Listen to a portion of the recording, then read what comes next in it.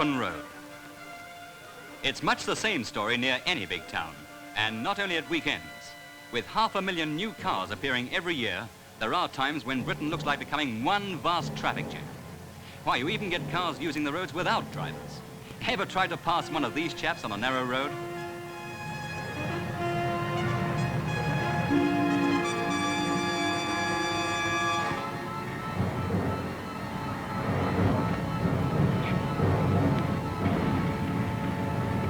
"2,000 years ago, the Romans built this road.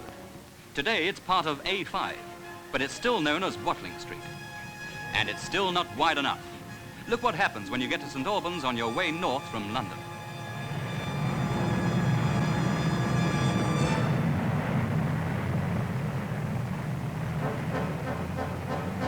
So the St. Albans Bypass is being built to relieve the congestion. And this bypass will be linked with a new road stretching from Luton to Rugby, the first half of the London to Yorkshire motorway. This is one of the biggest of Britain's new road building schemes. 55 miles long, it will be completed in the record time of 19 months.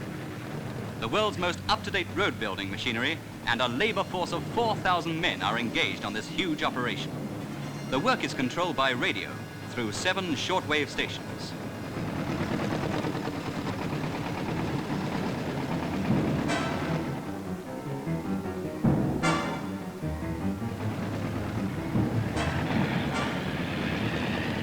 "4,000 men to be housed and fed. There are canteens every 2 miles along the stretch, and mobile canteens as well. We may be slow starters, but once we start, we move. The work goes on day and night in all weathers, rain or shine. Here at Newport Pagnell, the halfway house, the work is nearing completion. Enormous concrete mixers are at it 24 hours a day. Mechanical shovels prepare the surface for pouring on the concrete. Pumps are rigged, ready to pump the concrete to wherever it's wanted.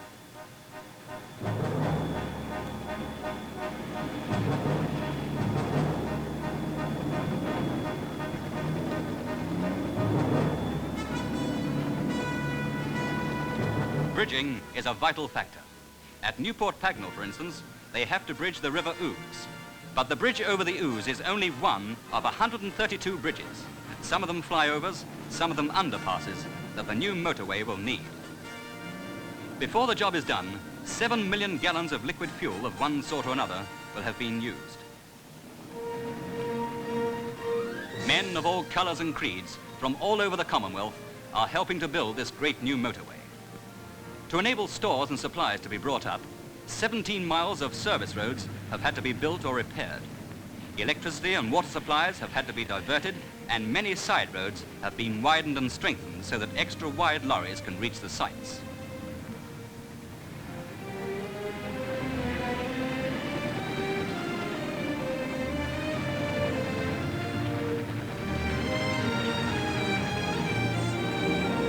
Keeping track of what's happening can best be done from the air. By helicopter, checks can be made all along the route in a matter of hours.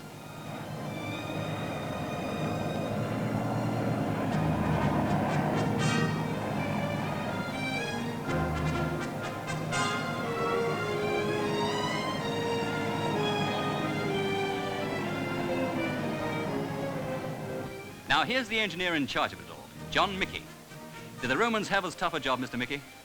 I don't think the Romans had it quite as tough. After all, they didn't have to build 55 miles in 19 months. How long do you think your road will last?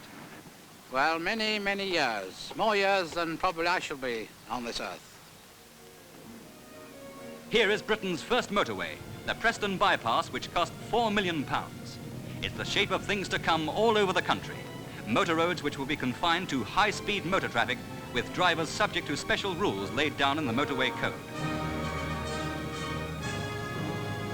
But there are other kinds of work going on to get the traffic moving.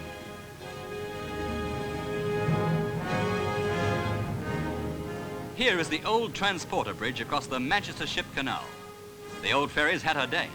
She can't cope with the volume of traffic now. So a new bridge from Runcorn in Cheshire to Widnes in Lancashire is being built to replace the old transporter. It will have the largest arch span in Britain and will cost £2 million. It will bridge both the Ship Canal and the River Mersey. Over here on the Runcorn side, the supporting pillars have been built right in the midst of the houses, and the bridge itself will fly over the roads and the chimney pots.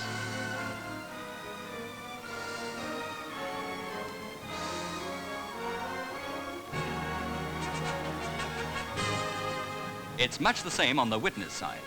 Soon another bottleneck in the heart of industrial England will have been ironed out. Congestion slows traffic in some towns to no more than 8 miles an hour.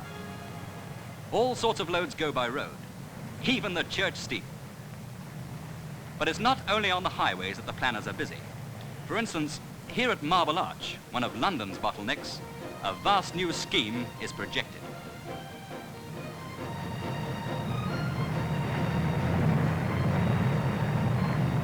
And here is a model of the Marble Arch of the future.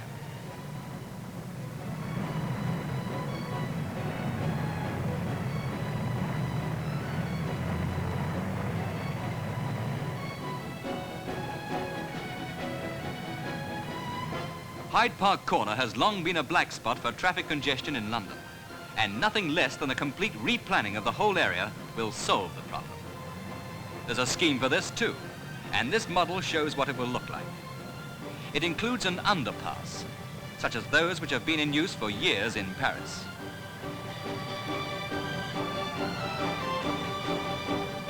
Here's a London bottleneck where work is well underway. It's the Elephant and Castle, gateway to the south and southeast of England, where the tavern which gave the area its name has had to make way for the road widening. One of the most spectacular of the new roadworks is the Chiswick flyover, which will carry traffic from the heart of London straight onto the Great West Road and speed up the journey to London Airport.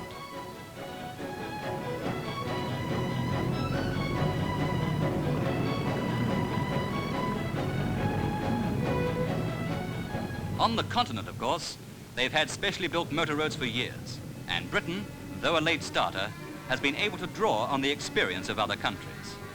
But the Roads Campaign Council wants to see the problem in Britain tackled with considerably greater vigour.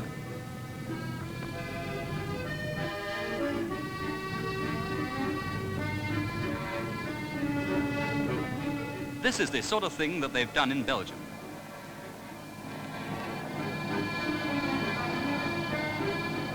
In Britain, we don't have to provide only for our own road users. We have one of the largest tourist trades in the world, and cars from abroad arrive by sea and air in their thousands. The car ferry docking at Dover provides its daily quota. Coaches, cars, and still more cars. And these are only a few of those which arrive in England every day. Each year, the number increases. Cars from all over the world. Cars to explore the leafy English lanes, the Welsh valleys, the Scottish uplands. So not before time, it's go ahead on the roads.